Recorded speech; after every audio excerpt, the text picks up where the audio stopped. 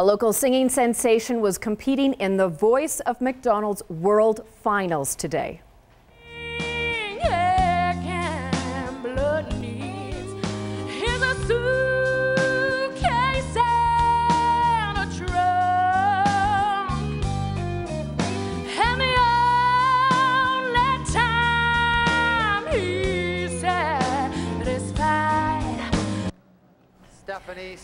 Stephanie Savage finished second today in the worldwide singing competition in Orlando, Florida. The Lethbridge McDonald's employee performed the House of the Rising Sun to a panel of judges that included singer Toni Braxton and Canadian composer David Foster, among others.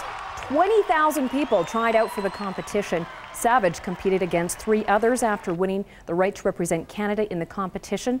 The other contestants were from Australia, Germany, and Puerto Rico that were finalists. Now, as the runner-up, Savage won $17,500 plus a trip to Nashville, and Stephanie also receives $500 to celebrate with her McDonald's co-workers when she comes home.